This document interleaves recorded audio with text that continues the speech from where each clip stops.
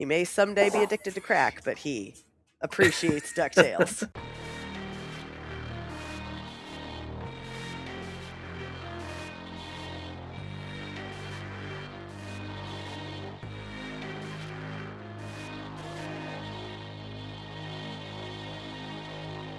Welcome to another episode of Podjiba, the Podjiba Television Podcast. This is 279. I looked it up before we started, so we're probably going to hit 300 this year at some point. Do we know what season we're in anymore? I think this is the movie. Oh, yeah. I think we did 6 seasons in a movie. Also, better to do that for budget reasons because every season it gets more expensive. So, that's pretty true. soon we're going to have to do season 7 part 1 and then season 7 part 2. Yeah, but they're separated by several years. And they will have a spin-off with the same cast but a different name. Yes, Slightly different. X or wait, what was Podjiba Legacy? That's what we'll do. Oh. I'm Podjiba comedy editor Dan Hamamura. With me, as always, are Podjiba managing editor Tori Preston. Hello, Dan. Hello, Tori, and Happy New Year! It's 2026. That's weird. And it is weird. He's the host of the spin-off podcast that has already been canceled, Dustin's Ending Explained. Dustin Rolls. Hello, everybody, and happy Dustin, New Year. we just don't have the budget for a second show. You know, that's what I've been told. We were talking about gross things a second ago, which made me remember something that I just wanted to mention. This season of Taskmaster has the single most disgusting challenge in 20 seasons. And I just watched it today because we're catching up on season 20. Have you seen season 20, Dan? Yes. Oh, which Taskmaster? I don't remember. They have to dribble food. They have to make a painting of a person using food that they dribble from their mouth. So they're basically just that's right, puking out stuff. Yeah. It is so hard to watch and revolting. Did they do good? Did they do a good job though? No. One guy did an okay job, and the rest were just terrible. I feel like I was just at that. Really? It's just chewing about up food. Yeah, but it's also like finding the right food. I've never choked once. That's good. But speaking of Taskmaster, next season's cast. Holy shit. How did they get Armando Iannucci? I don't know. I mean, they've had a few big people. I mean, they had but usually they get bigger after Taskmaster. Or at least they do to me because I don't know them as well until I know them from Taskmaster. Maybe he just was bored. He just was like, I don't feel like making a show right now, so I'll just do this. Well, his last 2 shows kind of bit the dust, so. Okay. All right. I mean. Or maybe maybe it's one of those where after seeing, I mean, not that he couldn't have done this before, but once it was revealed that Jason Mantzoukas was on because he contacted them and was like, yeah, put me on. Yeah, like, oh, you can do that? Yeah, maybe for the first time they realized you could do that. Yeah, that's true. I saw a clip saying that Kumail saying that he actually lost money doing it, but he didn't care because it was so much fun. Just because you have to travel and live in another country for a while, so and they don't pay well. Yeah, and all the prizes you have to bring. Oh, that's true. Yeah, God, what a fun show. I don't know how I feel about Kumail Nanjiani being the second American. I think there's one other American, but she lives there, so the second American that they imported. Right. Well, yes, it's fine. Before Mantzoukas was on, the rumor was it was gonna be one of those 2.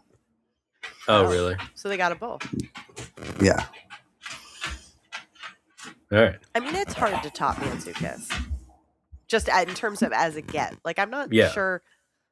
You know, I think he's fantastic, and I think he was a lot of fun on the show. But I can also understand how it's a little bit he came with his own agenda.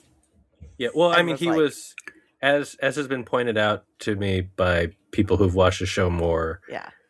they're very clearly types, right? So he's but he was there to be the chaos type. The chaos, yeah. And he was the act to it, which is fine. So he was great. But and that's what you want him to be on everything.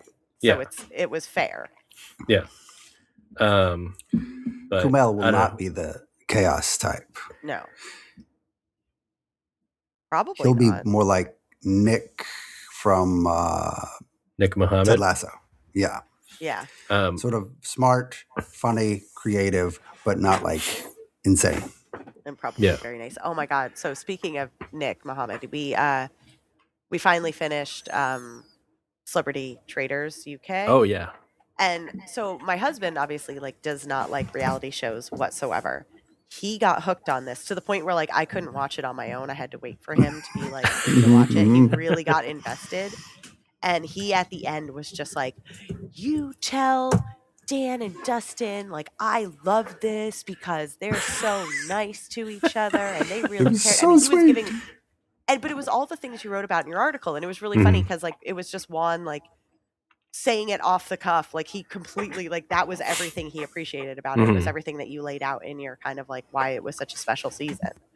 And you know, because it was for charity and they just actually were really like, really, you know, cared about. I mean, and you get to the end and when they find out that Alan Carr is the traitor and they hug him because he's clearly feels so bad about lying to everyone, you know? It was such a good show. It was such a good season.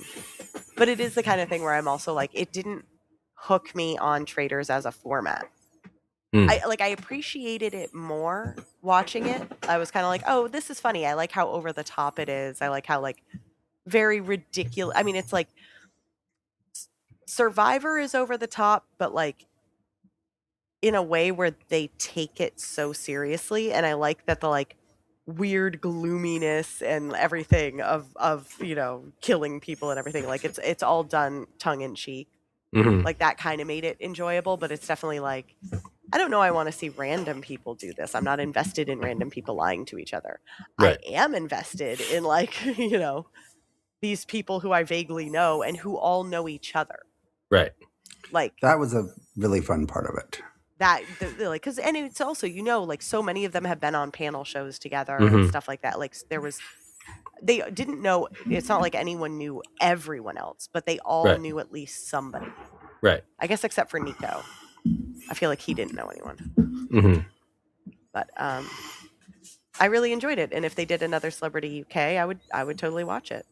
I think that they will because it did really well both here and there. So I'm sure they're going to do another one. So many more people they can put on it. Like, come on. And the new UK regular one has started, right? It has. Yes. That's not on Peacock though, is it? It's not on Peacock yet. It will be eventually, but the episodes are available if you can find them. There is a new wrinkle, which is interesting. That I think it's okay to talk about because it's not a spoiler. Like they tell you like up front. This season they have introduced what they're calling a secret traitor. So it's a traitor who even the audience does not know who it is. And the other traitors do not know who it is. So this person had like they don't have the same power, but they're like they make a short list of potential victims, and the traitors can only murder from that list. But the secret traitor does know who the other traitors are. The secret traitor knows who the other traitors are, but they don't know who that person is. That's fun. So they're kind of working at cross purposes because that person could be working against them to try to get them out and keep themselves safe. It's an interesting later wrinkle. In the game, right? Like, why would the secret traitor? Maybe, but it depends on like if they get heat right away for whatever reason. I mean, again, right. Up to this point, they're 3 episodes in, and that the secret traitor has not been revealed yet. But is there any incentive for the secret traitor to kind of keep themselves secret? Because I feel like eventually, if they are coming up with a list of people who are allowed to be killed, it's a process of elimination. Like, who has never appeared on that list? Right. So again, it's early days in that season, so it's hard to say how that would work out. But it seems like part of the problem is that I guess it's a slight spoiler, but it's not anything specific. It's just like those traders very quickly kind of rallied around the idea of like, we don't like that this person has taken some of our power, so we want to find them and take them out. That makes sense. But but they can't. But they have to adhere to the rules. They have to adhere to the rules of the list. Yeah. So they have to figure out if they want to take that person out. They have to figure out who they are and then get them banished. Are there 4 traders then, or just? They start with three regular traders and then 1 secret. Okay, so there are 4. Yeah. That is interesting. And then because we don't get to, we the audience don't know who the secret trader is. We don't get to see, we're not getting their thought process, right? Because they have to, whenever they do interviews, they have to present as a regular player, right? But we all for those of us playing at home, we're always saying, well, we know we could figure it out, but now, right. Yeah. Do you think you figured it out? No. Interesting. I mean, it's the problem Still is that early, it's early, and also there's so much of understanding that they're showing us what they want us to see. Right. Makes it feel like, I don't know, like there are a couple people who seem suspicious, but I'm pretty sure you could make anybody look suspicious if you wanted. Like, you have enough footage, you can cut it together in a way that everyone looks suspicious if you wanted to. So, I don't know. That also reminded me, sorry, this is a pivot back to British stuff, but we just watched the big news quiz show, big quiz, whatever it is. Oh, yeah. But their end of year show. And it was one of the duos was Jonathan Ross and Nick Mohammed. And Nick knew basically the answer to everything. So Jonathan was like, I don't even have to do anything. Nick's just going to get these right, and I can just sit here. Yeah. And also Richard Ayoade was there, being Richard Ayoade, which was great. Who is Joe Marler was he was with oh shoot, what's her name?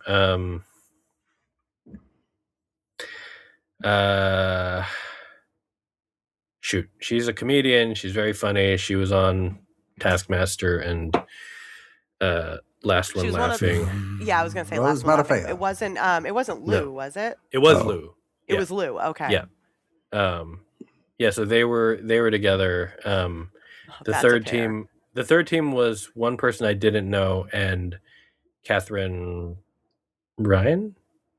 Yeah. That's her name, right? Catherine Ryan, the Canadian. Yeah. So, but they're all funny. Joe Marler was like a guest, question person. Yeah. So he came out and was like, pretended to be mad at Nick, which was also funny. The quiz show. I love that their year end. They usually do a really good job. It was very entertaining. It was also just shocking that Nick Mohammed basically knew everything that happened in the year, except they had a question about they said the Pope's real name and said what job did he get, and he didn't know that was the Pope, but pretty much everything else he got. So I wouldn't know either.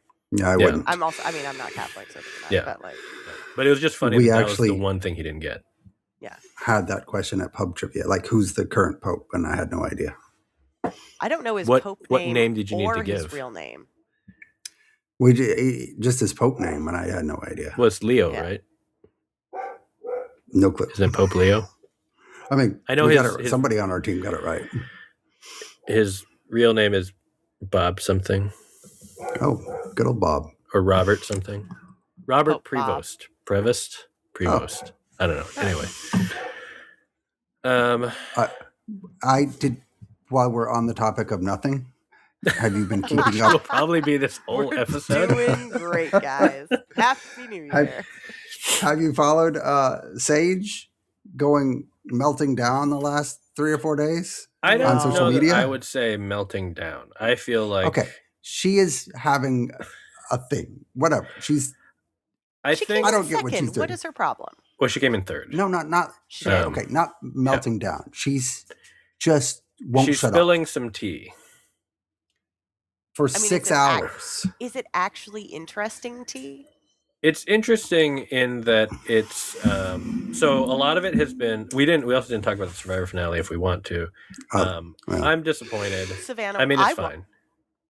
That's right. You did. Yeah, that's right. I won.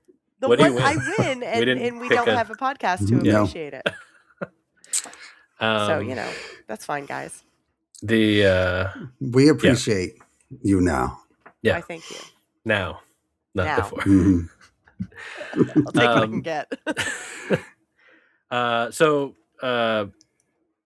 Sage has been like she did like Instagram posts, and then like those kind of blew up, even though her Instagram's private, and I think has been for a while, so it's not like she just made it private. But then I guess she's done videos. I've been reading stuff because I haven't been like watching videos. I've just read it on Reddit. But a lot of it has been about the pregame and how a lot of people were pregaming like outside of what the rules say, which is actually you're supposed to not pregame at all. And kind of confirming that, which was already known, that the 2 players who were kicked out was for pregaming. Her theory was that there were at least several others who could have been kicked out, but they only had 2 alternates, like that they'd done enough to be kicked out. Right. There was a thing about, was it Christina or was it Sophie who alerted production? Christina was the narc. It was Christina, and then she was there. There were theories that like maybe she was being iced out in part because she ratted them alerted out. Production and ratted them out. But she publicly named 2 people who she as like the worst offenders, or at least as the worst offenders that she saw firsthand. Right. Yes. And she said it was Jake and Sophie B. Which is interesting because they had, they obviously were very close. They were like number ones, even to where when Jake was voted out or left because of the secret, he said in his exit interview that she was his number one, which everyone was like, that's weird because we never saw that established in the show. Like but it was kind of chalked up to like, oh, it's one of those things that they just didn't have time to show, or they didn't craft the narrative that way. But because of that, there have been a lot of Reddit conspiracy theory people who are saying like, we never saw the footage of him getting bitten. Was he actually bitten? Did he just think he got bitten? My God. And then they sent him home, or like they knew he was fine, but they sent him home because they're like, this is a way for us to get him off the show. I mean, that kind of makes sense. It weirdly makes sense, but I don't know. I could see it just also being them just being like, just go home. Just go home. Not, I mean, it's but not she worth also like weirdly demanded that Jake apologize, or she threatened to reveal more information about him. Well, she talked about she said that he's done things that made people uncomfortable, which I can believe that. And she couched it as it wasn't. She doesn't think it was on purpose, but that like, so it's like his intent might not have been bad, but like it was shitty behavior or whatever. At least what she believes was shitty behavior. But I don't know. It's interesting. It's weirdly less interesting to have the idea of like who the actual people were, because I feel like that's kind of lining up with what most people think happened once it was kind of revealed that there was so much pre-gaming happening at Ponderosa. Yeah. But it is interesting to me that it feels pretty confirmed at this point that there was a lot of pre-gaming, regardless of like who it was.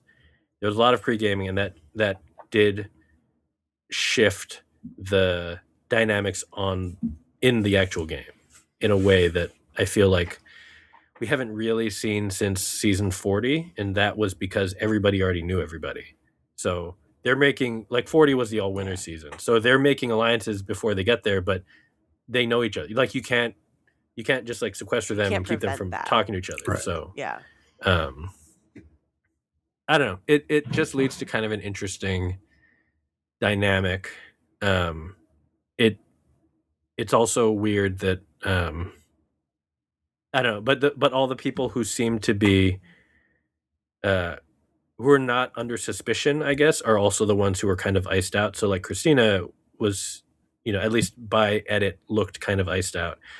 Sophie S seemed kind of iced out. And she was one of the other people who was said as like, oh, she wasn't pre-gaming at all. Yeah, I did see one comment about like Sophie S being like straight and narrow, like was not pre-gaming. Yeah. So, I don't know. It's interesting. Ultimately, this season has already leaked out of my brain largely because it wasn't that exciting. I sort of forgot that Sophie B existed, and she was the second runner-up. She was fine. Savannah won.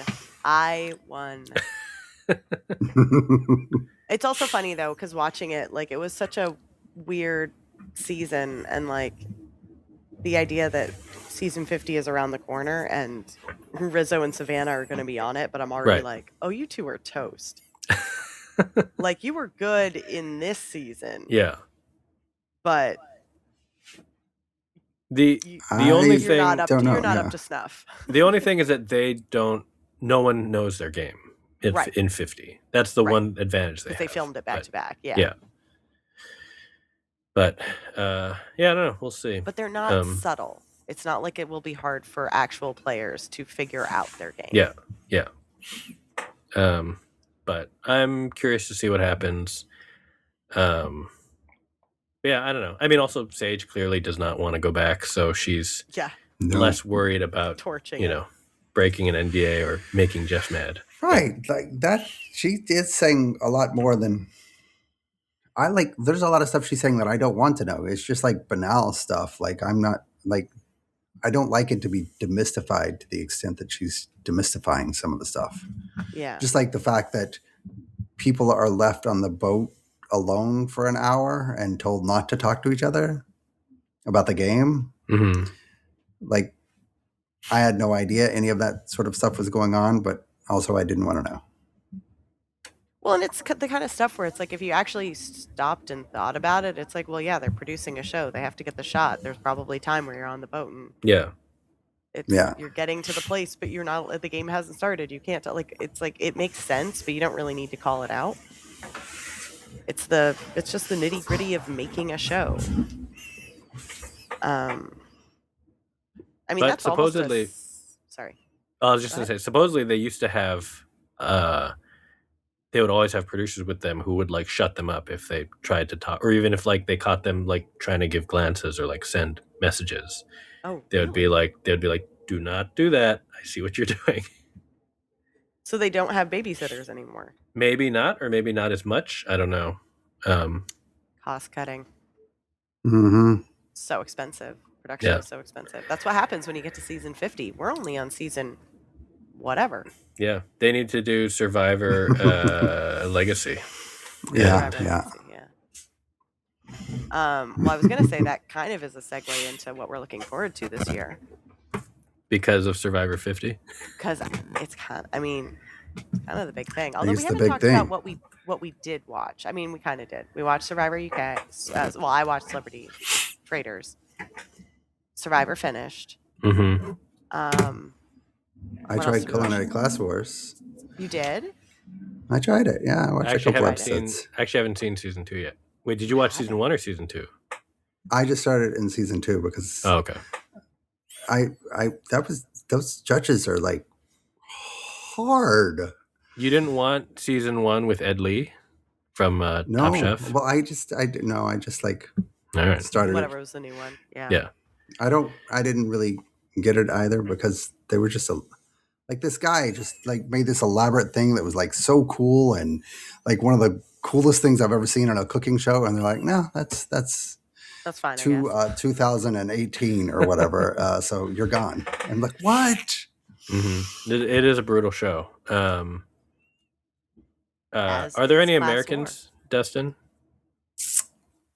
Not again, because I haven't started yet. I will shortly. Not that I recall. All right, that might have been. It's hard to, but in the early episodes, it's hard to get to know anybody.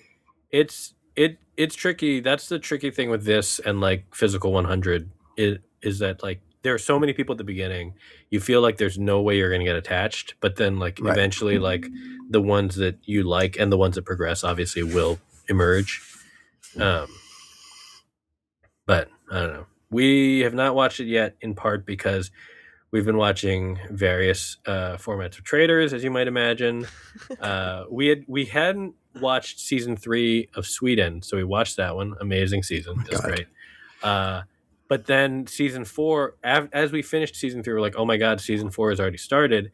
So we were watching season 4, but we're about halfway, and we had to stop because the last couple episodes have been hard to find. So we're trying to wait until we know we have the end of the season, which I'm sure we'll get eventually. But right now we had to pause. But it doesn't matter because UK started. We've also watched a lot of random Taskmaster special. We've been catching up on New Year's specials or some previous seasons. Or what else? And also I did want to tell all of you briefly about the Netflix dating show Badly in Love, which is a Japanese dating show with 10, was it 10? I think it's 10. 10 people who are what they call, their former Yankee, which is like a Japanese slang term for kind of like thugs, I guess, or it's like the kids who were smoked in high school, or like some of them were like delinquents, or some of them were like low level gang members, like not like Yakuza, but like they were like street gang level bad guys. But they're all reformed now. They're all like past that and looking for love, and it turns out they're just as emotional as regular people. So it's the same thing, just they have tough backgrounds and they have tattoos. So we're mostly through that. It's fine. It's like a mid-tier dating show. So it was Stranger Things, obviously took up a lot of time, whatever. But so much time.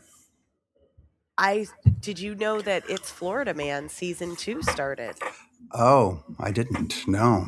It's back. It's so good. And it's that show that I keep forgetting about, and then when I realized season 2 was on, I was like, oh wait, like I can watch this. Like, it's the perfect thing when you sit down and you're like, I don't know what I want to watch, and then it's like, oh, Eureka, like It's Florida Man is back. The first episode of the second season has Jeremy Renner in a mullet trying to steal a casino boat as revenge for his dog being taken. It's amazing. I feel like that's Jeremy Renner if he doesn't become famous, so that tracks. And it also was like, I don't think he was credited on the episode. Like when I got to the cast, they were like, cast in order of appearance, and it's like Shea Wiggum, who's like the second biggest star in it. But I'm like, did Jeremy Renner just like do it without a credit? Like, it was very odd. The second episode is Adam Devine, because it's produced by it's the Sandy McBride. It's the kind of Righteous Gemstones crew. So I know a bunch of the Righteous Gemstones cast show up this season, among other people, but it's still such a delightful, enjoyable show. That's all I have to say about it. It continues to be as good as the first season, and it's that show that you sit there and think like, I don't understand what the big whoop is. It's just stupid stories about Florida. It shouldn't matter. And then you start watching it, and it is so engrossing. Maybe I'll no, I probably won't. You still? Did you watch any of the first season? No. I'm in just a different headspace. Like, I didn't want to watch any TV over the break, except for I started watching Shetland, which I'd never seen before. Watching what? That's who I am. It's drunk history. Like, do you ever sit? I mean, I guess you probably don't. I miss drunk history.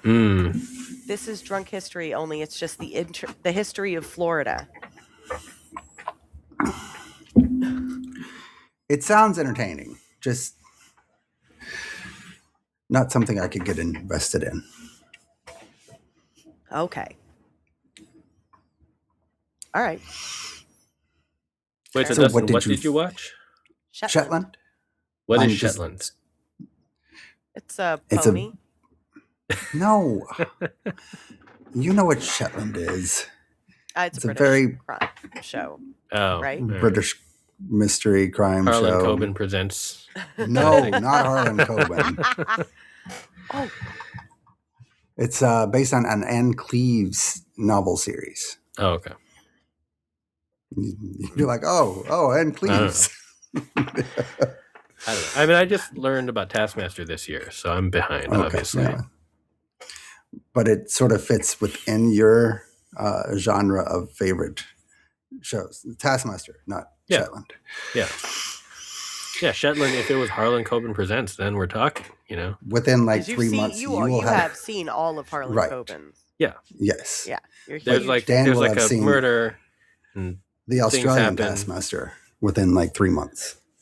Yeah, I've seen some. I haven't seen all of it. I've seen some Australian Taskmaster. Oh, you've seen some? I've never seen any of it. Yeah. They're on YouTube. Is it good? It's fun. There was one season... there was one season that had a guy from Japan who like lives in Australia now, but he'd only moved there like several years ago, so his English is still like fairly but it was just fun to see. I mean, he was funny anyway, but like it was also like to see him trying to like navigate, where he's mostly fluent, but like there are a few things where he's like, oh, okay, or like, obviously his perspective is different because he didn't grow up in Australia. I don't know. That was fun. What I like about the UK on most seasons is there's like one person that I sort of vaguely know, and that's who you root for until you get to know everybody else, and then your allegiance is shades. But there's always like one person that kind of you excited about because you like seeing that person in this weird British show from 5 years ago. Mm-hmm. I'm always rooting for the person who doesn't care. Like in season 20, I like there's the difference between the chaos person and the person who doesn't care. Yeah. Yes. But I like the guy who, like in season 20, the guy who didn't care, who's like been around forever and is like a legendary comedic actor. And he's just like, I don't know, whatever. Because that person always, every once in a while, will finish a task in like 30 seconds because they're like, I don't know, that. And they're like, oh, you're right. Okay.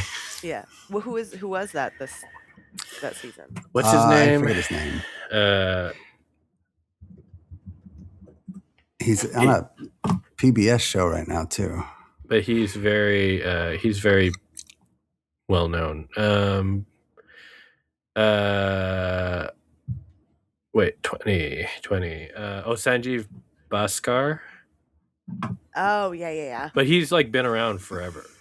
Like I don't know his work well, but I was like, oh, I've seen him in stuff before. Yeah. Yeah. Probably Tori, in Paddington. What did you think of the Stranger Things last season? Do you have opinions? It was exhausting. It was exhausting. It was so long. The constant conflict of like one of the children, somebody having a plan, and there's a room full of people, and they explain the plan, and then one person goes, oh, that's really interesting, but have you considered this? And there's like, they poke one hole in it, and the person's like, yeah, we just deal with it this way. And then that is the end of the discussion. And they did that multiple times because it was because the final season was broken up into 3 drops, right? It was like the first chunk of episodes, the second chunk of episodes, and then the finale. And that was the format. It was like, we come up with an elaborate plan. We explain it. One person is like, have you considered this?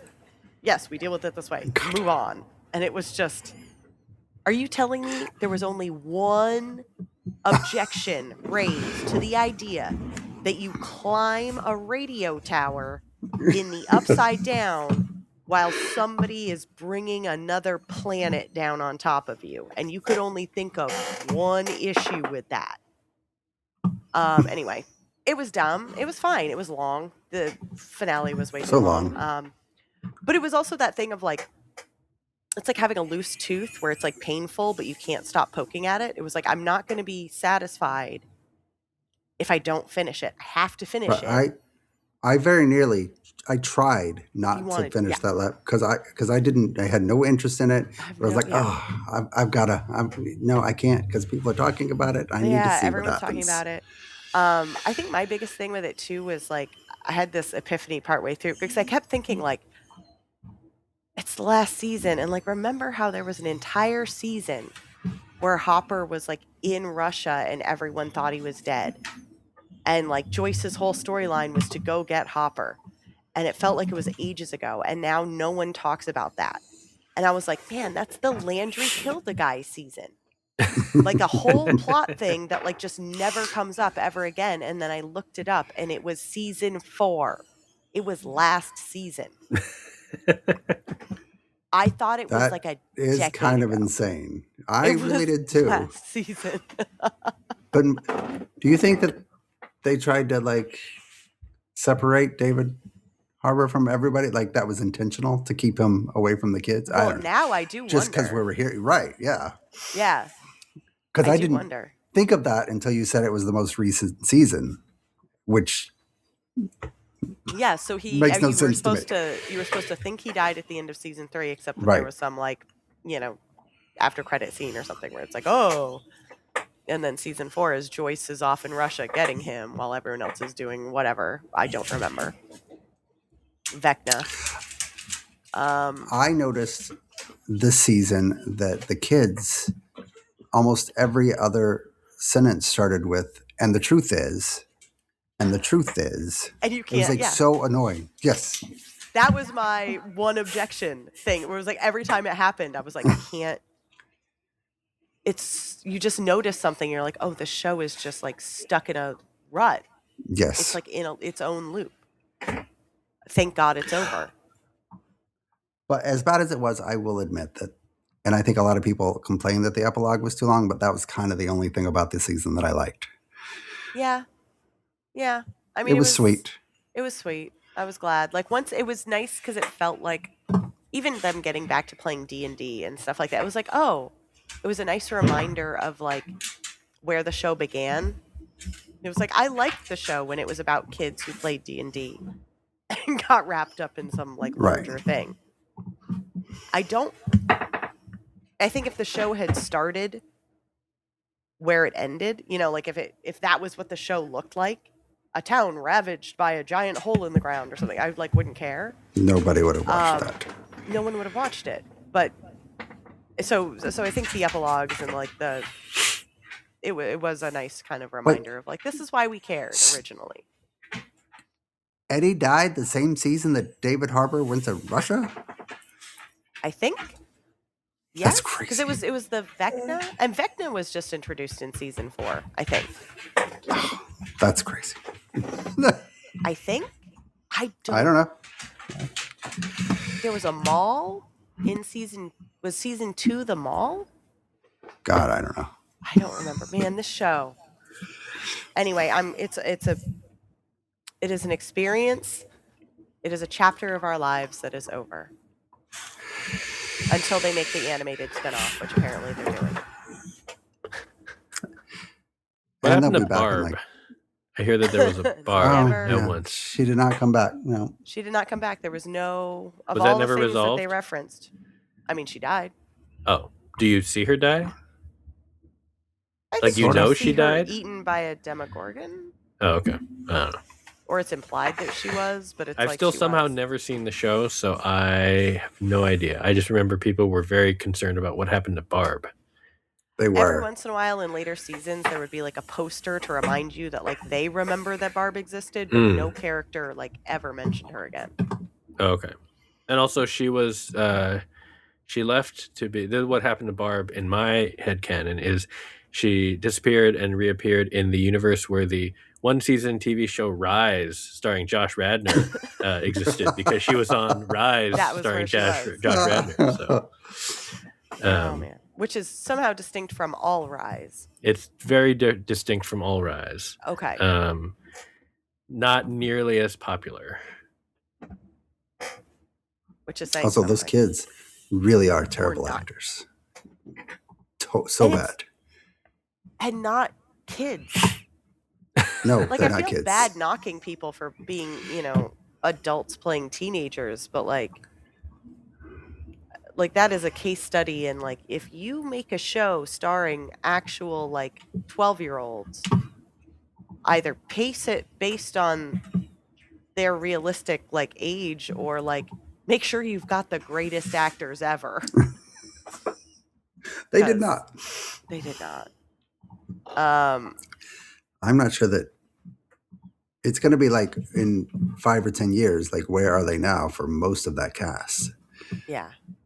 Like Sadie and Maya will make it out, and Joe Keery, Joe Keery, I think, is pretty good. Keery's But got the a rest, band and he does stuff. He's fine. yeah. But he also wasn't really a teenager to begin with. Like he was Right, older. Like he was fine. But yeah, most of them. I mean, Millie's gonna be fine because she's got all the Netflix deals. And I do feel bad because like people make fun of her in the last season, and like she wasn't great. I think she was good when the show started. She was a very good choice, and I think she got stuck in a character that. I mean, Elle is just at a certain point became very one note. It's like she's yes, awkward and doesn't know what's going, and it was, I think it was hard to portray, and she was not up to snuff. But I think in the first couple seasons she was good at playing that. Yeah. The first season she was very good at that. I just think the character got bad, and she couldn't correct it. She couldn't act her way out of that. Right. She didn't look like that character anymore just because she'd grown out of it. Yeah. And I think she, whatever. It was not good.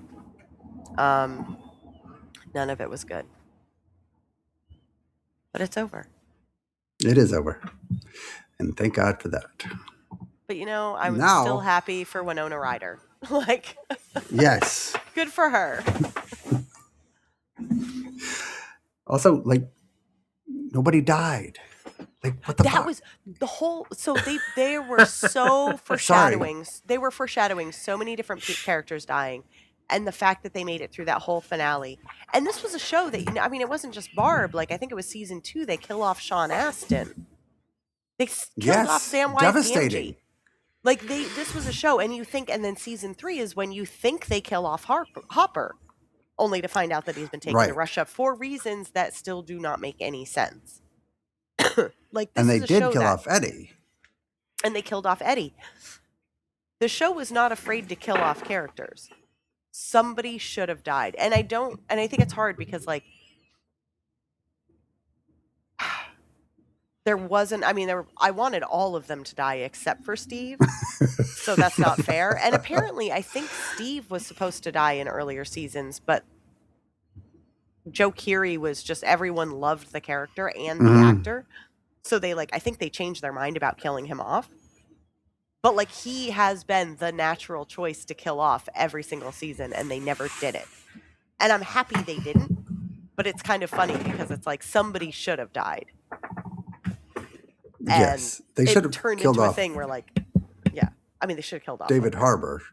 Right. They should have killed him. They kind of, arguably, that kind of leads to the like, did they kill off Elle or not? Yeah. They kind of leave it up in the air, which is like, bullshit. I would have been happy if they killed off. Probably not Nancy. But they should have killed off her boyfriend. Nobody needed Jonathan. No, they didn't. No. They never needed him. And people would have liked him if they'd killed him off. We'd be getting him fondly. He probably would have gotten cast in a Marvel movie if they killed him off. Yeah. Well, I guess he did technically. He got cast in New Mutants. Oh, that didn't go anywhere. But anyway, somebody should have died. Agree. Does Vecna? What are we looking forward to in 2026, Dan? I don't know. What? Kind of? I don't know. At least from a. Oh, wait, what? Guys. Yep. Yes. I can tell you what we're all looking forward to in 2026. On March 20th, Deadlock Season 2 premieres on Amazon Prime. Absolutely. How is that not out already? No. Wasn't that done like 2 years ago? No. Has it aired in Australia already? I don't know. It must have. No, it says it will. The AI overview is that it will be released globally on Prime Video. You can't trust AI. They announced it in November. Prime announced season 2 of Deadlock will launch in March. So. Okay. Hopefully. If you click on the source link, it's just me making up shit. You have your own. You're still on somehow.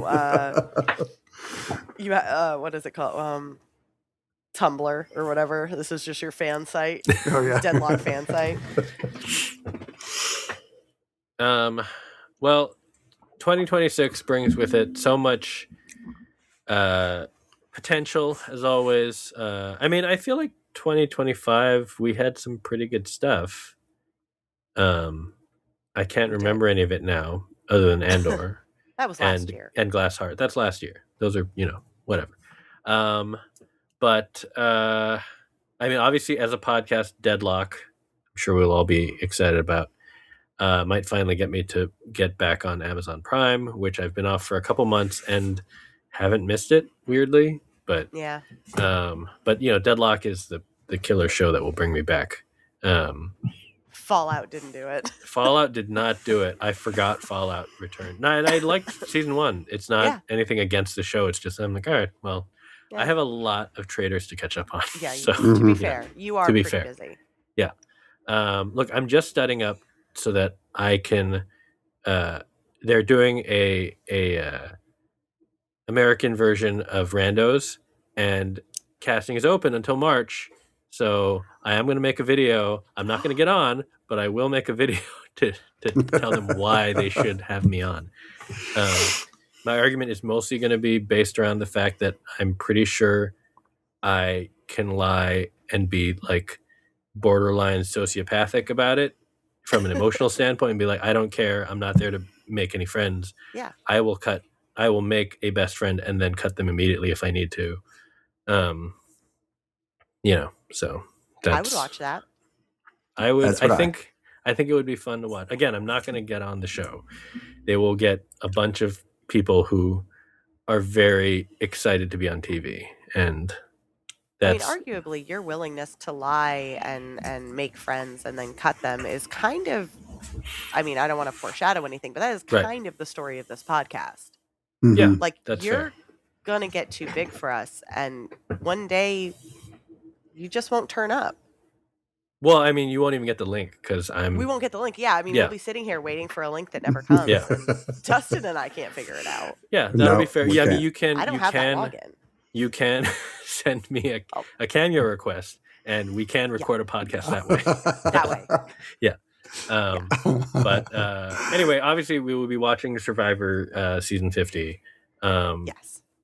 I'm excited as always for the most recent season or the latest upcoming season of Traitors, which will be out Thursday. The Pit season 2. I think also at least 2. Wait, Tori, did you watch season 1? I forgot. Watched some of season 1. Okay, and you liked it, but didn't finish it. How do you watch some of that show and not? I can understand it. It's a doctor show. How? It was a very well done doctor show. You can. I can see how like that. I can understand that point of view. Yeah, I was like, I get it. I totally understand. I see the skill. I see the talent, the performances, the writing. I understand. I don't know, man. Like, there's just I need a little weirdness to it. The de-gloving part almost got me. I mean, the problem is that the things that I think what Tori is looking for really comes in the back half of the season. Because there are things that are, there's a little bit more, there's just like the right amount of serialized storytelling going on that that does come. So like things that kind of start early come around later. Come back and like become major second half plot points that, that like I think are kind of like how it bridges the gap of being like a satisfying week to week show, but still in kind of like this era of like serialized storytelling. And I think the craft of that, like having those bits, like I should give it another shot. I would really appreciate seeing how those come back in. But yeah, based on the first few episodes, I was like, you get it. It's a hospital show. I get it. Wow. Have you not realized that I'm trash? I feel like I've made that like abundantly clear. Like nobody's surprised. It's not, you just like weird stuff, but sometimes you like normal. You like shrinking. Wow. Well, yeah, I'm not heartless. I should finish season 2 of Shrinking. You probably oh my god, you should. Season 3. I think season 3's coming right up. Yeah, I know. I'm excited for season 3. The thing is, I'm not excited for Shrinking. It's just I probably only have like 1 or 2 episodes left. I'm not even like far from the end. Yeah, I got distracted. There's always another thing to watch. Yeah. Like the return of Scrubs. Speaking of hospital shows, That's exciting. I don't know if it will be good. I also don't think I care. Like I would love if it was great. If it's not, and it's just the characters that I loved watching, and they're back, and they're still recognizably those characters, just older. Sure, fine. I'm fine. I'm gonna hang out with it anyway. I mean, the comeback is coming back. Like there are shows that are just like that's fine. What about the two of you? What are you looking forward to? I made a list. Yeah, you did. Okay, well, so I should start with obviously Night of the Seven Kingdoms, which is it's not that I'm looking forward to another Game of Thrones series, because I'm really not. Like House of the Dragon wasn't that good, End of Game of Thrones wasn't that good. What I am excited for is I read like they made a graphic novel, they made a comic based on the stories like that George R. R. Martin wrote around this, the Night of the Seven Kingdoms, and it's the Dunk and Egg like stories, and it's a genuinely good story. It's kind of like The Hobbit to The Lord of the Rings. Okay. Like Game of Thrones was The Lord of the Rings, A Song of Ice and Fire was, The Lord of the Rings, and then this is like The Hobbit to that. It was a prequel that was fun and accessible and great characters, but like much more tighter, smaller, more fun, less like ponderous in scope. Okay. And so like this feels like the spinoff that should have been the first out of the gate. Mm-hmm. Like I don't know what House of the Dragon, I don't know why that came out first. Like this is the show that always should have been their next franchise builder. Yeah. So I'm excited to see if it like actually like ends up being good, because it it has the potential to be the good show. Right. But like genuinely, not the show that you guilty watch, not the show that you're gonna watch just because it's a big budget HBO. Yeah. And you kind of like it. It's like this could be the good one. Yeah. Sorry, I know you have your list, but I do want to bring up one thing, only because Dustin's also not here right now. So he's going to be so mad to not be able to talk about this. But I think part of the reason why Dunk and Egg may have been delayed was because originally they hired Steve Conrad to write the show for them. But then he ended up like leaving. Either it didn't work out or it wasn't, didn't work. So instead, Steve Conrad went off and created DTF St. Louis for HBO. Yes. Which is also possibly coming out this year. That he was attached to. He was the first showrunner they announced, and then quietly it became like, well, he's leaving. He's going to do other stuff. And I don't remember who took over, but he definitely did not oversee it. What too weird. Version. Too weird for it. Yeah, it was always a weird hire for sure. Yeah. But anyway, DTF St. Louis is possibly also coming this year. Yes. Dustin is, I'm sure, excited about it. Very excited. Also, I love Jason Bateman. Jason Bateman in a Stephen Conrad show sounds perfect. Oh, I didn't realize he was in it. I think it is coming this year. I know HBO has incled it in their like sizzle reel. It's in their little for the year. Yeah. Well, then that's great. So that's happening. Another returning show we've talked about, obviously, Paradise Season 2. Oh yeah, which I feel like no one really talks about it as much anymore. But that was one of those like kind of surprise, enjoyable shows. Except for that one episode that was not enjoyable, that just scared the shit out of us all. Well, yeah, that. But I'm looking forward to that. Okay, I'm gonna go through mine really fast. Mike Flanagan has a Carrie 8-episode series. Oh. This is, I think, the first of his Prime deal, because he left Netflix, went to Prime, is doing another King adaptation. This one though has Samantha Sloyan in the Piper Laurie character, which is perfect. Okay. There's the Mike Schur show Dig with Amy Poehler and Hugh Laurie and Geraldine Viswanathan, I think. And so that's about like archaeologists, but it's a Mike Schur show, so it's gonna be good. Yeah. There is a new Tatiana Maslany show. I think it's on Apple. It's called Maximum Pleasure Guaranteed. It's from David Gordon Green, who also does like the Righteous Gemstones and all of the Danny McBride shows. And it just sounds like a soccer mom gets into stuff. I don't know. Sounds good. The Bill Lawrence show Rooster with Steve Carell. I know nothing about it, but it's Bill Lawrence, so it's Bill Lawrence, and it'll be on and Carell and HBO. Yeah, so it's gonna be fine. It's gonna be good. Pretty sure we're finally gonna get Spider Noir with Nick Cage. So that's all I'm gonna say. I'm just that's all I'm gonna say is that I'm pretty sure that writer's room was going before the 2023 strike. Oh yeah, so no, this has been going on for it's been in development for a long time. Years, but they have finally been shooting it. So yeah, I'm hoping that comes out this year. They're doing a 3rd season of The Terror, which I'm excited about this. I have not actually seen season 1 or season 2 of The Terror, so I don't. I mean, they're completely different. So they're completely matter. It's an anthology. So yeah, this season is based on a book called Devil in Silver, which is about like a guy who ends up institutionalized like in a mental hospital for a crime he doesn't think he committed, and also possibly the devil is haunting the hospital. But the cast is insane, and it's headed up by Dan Stevens, and I will watch Dan Stevens being crazy in literally anything. So I will tune into this for Dan Stevens. And then the other show I was going to call out was something called Widow's Bay, which is Matthew Rhys, but it sounds like it's a comedy, which is an interesting choice. So it's from a writer on Parks and Rec, and it's Hiro Murai doing the directing, and it's about a mayor in like a small New England town who like who doesn't believe in like the superstitions of the people who say the town is cursed. Yeah. The town is cursed. So that sounds promising. And he's been on a good run. I like just him chewing scenery. So the only image I have in my brain now of Matthew Rhys, unfortunately, or maybe fortunately, is from season 1 of Perry Mason, specifically from the pilot when he's just getting fucked into the corner and like into the crevice between the bed. Yeah. And like he's just emotionless lying there. So it's great. That is. And I liked that show.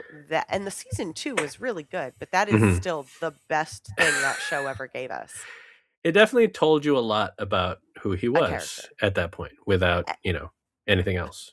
You don't need anything else. You don't need anything else. He got fucked into a crevice. Love that. So those are some shows. There are 2 more Harlan Coben series coming this year. Very exciting. Congratulations, Dustin. Thank you. You're gonna. Is Plus that why Lanterns. Is that why you're Dustin ending explained? Because you're already gearing up to explain. I'm excited. Yes. And Lanterns is the one that I'm most excited about, except for DTF St. Louis, and I'm really excited about Rooster. Yeah. They've released nothing about that. Like, it's amazing. No, you're just like, he's a professor or a writer or both. And like, that's kind of it. There's like 3 seconds in that scissor reel, but that was enough to hook me. I will say that the Mike Schur show is based on a novel that has terrible reviews, which I was going to read the novel just so I know what was going on, but everybody says it's terrible. Well, so I was reading an article. So Brian Tallerico did an article about, this is where I found a lot of these shows I wasn't even aware of, about kind of what's coming up or in 2026 or what might land in 2026. Some of them, it's like, we're not sure. But a point that he made was that Man on the Inside was also based on a novel. And I don't think it was necessarily... Oh. It was called like Mole Inside or something like that. It was based on a novel, and apparently the novel was like not great. But Mike Schur turned it into Man on the Inside. So it's like, it doesn't really matter. Yeah, like Mike Schur is going to do his thing with it. It doesn't matter what quality the original was. But there are a lot of adaptations. I mean, there's an Agent of Innocence adaptation. There's a new Pride and Prejudice coming.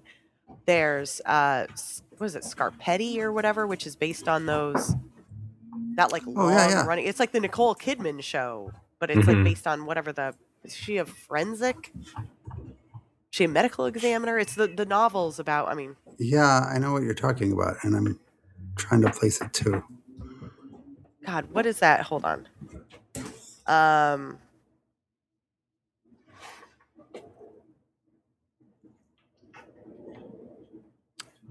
Why am I blanking? Scarpetta. So it's the Patricia Cornwell series of books. Cornwell. Right. And it's got a great cast. Ariana DeBose is in it. Bobby Cannavale, Simon Baker. And it's, Nicole Kidman and Jamie Lee Curtis. So that's coming out in March. And, and you love Star City. Or you will love. Yeah, I'm excited about that. Yeah, For All Mankind. For All Mankind. Mm-hmm. I mean, it looks like it's going to be a good year. Probably. I mean, not on television. Right. Not making any grand statements about the world. Anything else? No. No. Yeah. Who knows? But there's always a lot of TV to look forward to, and I don't know. And then also whatever random stuff. Those are also just American shows. I'm sure that there are going to be any number of international things that we will love over the course of the season. Who knows what anime is going to show up? Installments of Traders. Well, Traders also, yeah. But, there's going to be more. There's probably more physical Asia coming. Or I would love another season of Devil's Plan. Or look, all I'm saying is Korean reality shows. I just want just give it to me. There's at least one. Jujutsu Kaisen. Oh, sorry. That's right. Just as I got to throw in an anime. Yeah. There's at least one, possibly two Yellowstone spinoffs coming this year too. And that's not including the Samuel L. Jackson Nola King. Oh, right. Yeah. That's not three new shows. Well, that's not Yellowstone. Right. It is Taylor Sheridan. Taylor Sheridan. Yeah. Wait, I need to go back to this because I feel like we didn't hit hard enough the fact that Tatiana Maslany has a new show. It is a half-hour, darkly comic thriller that follows Paula, a newly divorced mom who falls down a dangerous rabbit hole of blackmail, murder, and youth soccer. Oh, that is and it's got Jake totally Johnson my shit. Oh my God, that's great. Perfect. And it's Tatiana Maslany, and it's a half hour. Like I'm in. That sounds great. Yeah. Maximum pleasure guaranteed. What are you drinking, Dan? Well, I have been drinking. What was it called? Whatever whiskey I had. I actually did get a new bottle over the holidays. I was gifted. It didn't just magically appear. It was a Christmas gift, but I was gifted a bottle of Yamazaki 12, but I didn't open that yet because I still have the. Was it Redemption bourbon? I don't know. Whatever. The bourbon I was drinking last time. Yeah. I still have a lot of that. So I'm drinking that before I break into the really good stuff. Dustin, what were you drinking? I was just drinking tea tonight. Oh. Mostly so that I could prove to my family that I don't have to have a drink every night. Because I like to have a drink every night. And they're like, do you like to have it or do you need to have it? Mm-hmm. So I'm taking a sabbatical so that I can prove. Wait, are you doing dry January? I'm not going to go the whole month. I just need to go, a week you or just two. Need to go one day. No. Why would you choose today, the podcast? You could do Tuesday night. It's not just today. I've done it for 5 days. I'm trying to go like a week or two just so they know that I don't need to do it every day. It's not a thing. It's a choice that you make because you want. Exactly. How is it going? Fine. I don't Shakes, have I usually just have one drink with dinner. I do want to point out that when Dustin originally brought up the concept, and this was back in 2019 at South by Southwest when you first talked to me about maybe we should do a podcast, you made it explicitly clear that it was something you wanted to do and also you would only do it drunk. Yes. You would only be able to podcast if you were drinking. That's true. So this is progress. You just did a whole podcast. No alcohol. Without that is alcohol. True. It's my first podcast ever without alcohol. Any alcohol. No, Wow. that's right. How did it feel? Fine. You were Tea's great. pretty good. Yeah. Thank you. Should we all stop drinking? Let's No. not get ahead of ourselves. No. It's New Year, New Dustin, not New All right. Year, New us. That's fair. Tori, what were you drinking? I had a rum Mai Tai Oh, okay. Oh. in a can. I almost brought down a hot toddy because I still have a scratchy thing, which I'm sure you can all hear. But instead I drank, honey and lemon before the podcast and then ruined all of that good work with a canned rum Mai Tai. I'm fine. Sounds delicious, though. It's really good. Pineapple orange. Yeah. All right. Well, that's the show. We did manage to get it. Thank you, Dustin, for helping us get in what we're drinking at the very end because we forgot or just moved on right past it. We'll be back next week. Unlike Dustin's hero, Philip Rivers, who's probably going back to retirement. Okay. After All look, right. it's an amazing. I love this story so much that It was he a came fun out of story. retirement, 44 years old, hadn't played professional football since 2020, and survived and honestly did fine. Did fine, yeah. Yeah. So, it's not his fault that the Colts just fell apart. I mean, genuinely, it's really not. But sorry, Dustin, for that. Yeah. But I just love the story. I think it should be a movie. That's what I'm saying. It really did make the end of the cold season bearable to watch because it was fun to watch him. Yeah. The heartwarming story of a man who With was 10 blind. kids. Yeah. Who did he not. just got them. I mean, he had lots of money, so it's fine. But he just got them 5 more years of insurance too. So, because you got 10 kids, that's big. You get insurance for 5 years after you've stopped playing, and he reset that clock by playing in 3 games. Can I do that? No. I don't see why not. So You're don't right. listen to Dustin. I could easily, if You not played tackle, soccer, right? You could be the I kicker. played soccer. Yeah. I could get tackled. Not going to wish that on Tori or anyone really. But anyway, we will be back next week unless something happens, which, sometimes happens. Talking about Beast Games. Oh, yeah. Dustin loves Beast Games. He loves Mr. Beast. Dustin is actually the reason why Mr. Beast is going to be on Survivor 50 because he bothered Jeff about it until he said, fine, I will give him something to do. Love Mr. Beast. Anyway, have a good night. Good night, everybody. Good night, everybody. Dustin, did you actually watch Beast Games? I did. Of course you did.